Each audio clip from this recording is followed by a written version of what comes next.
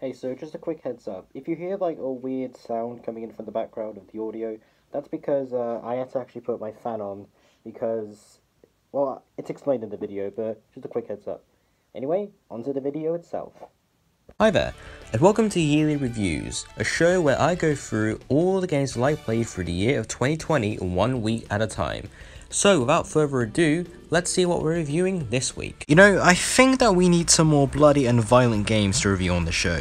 Think about it, we've got games with colours and music and a whole lot of platforms in them.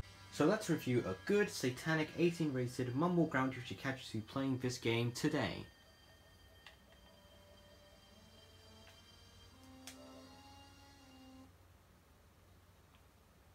Okay, so we're not doing that today, I guess. Today, we're going to review one of the most cute and charming video games released in 2016, wait a minute.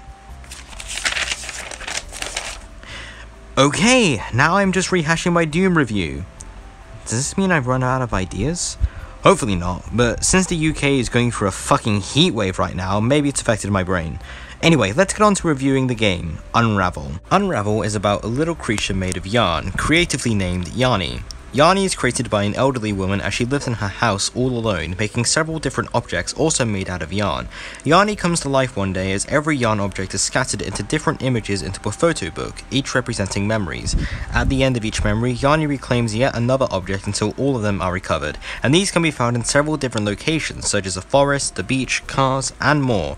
At the start, the memories are happy and cheerful, but later on it becomes darker, revealing events like a toxic waste spill in a nearby forest, or the old woman's family moving away to the city as the quiet countryside becomes more and more industrialized as time progresses. First things first, as it's the most obvious one to mention, Unravel looks great. Like, really great. It tries to go for a realistic look, but unlike other games which try to be lifelike and gritty, Unravel uses its realistic design to its advantage. Even though it's just essentially a platformer and physics game from around 5 years ago, it looks even better than other games that came out this year, especially in the lighting and settings.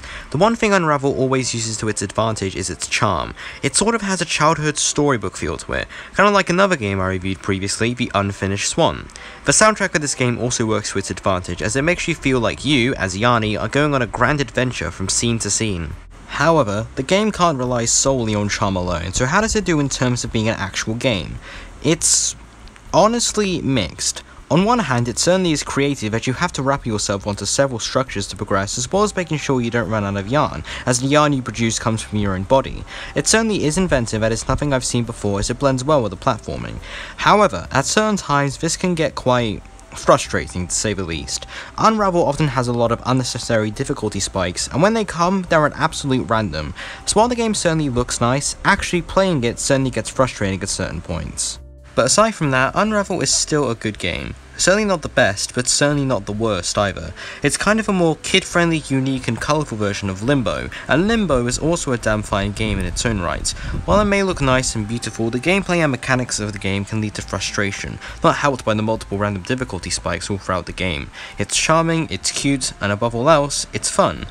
Until you get to the difficulty spikes, but never mind. In fact, there's also a sequel where there's 2 yarn creatures instead of 1, so maybe I should check it out, or maybe not, I'm undecided at the moment. So yeah, I enjoyed Unravel, and that's kind of rare considering this was somehow a game published by EA, or as I like to call them, EA Bastard A Company.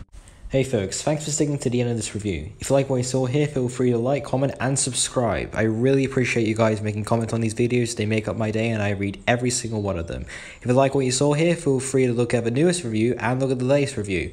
And if you want to watch more, feel free to hit that bell so you know when a new review drops. See ya and thanks for watching.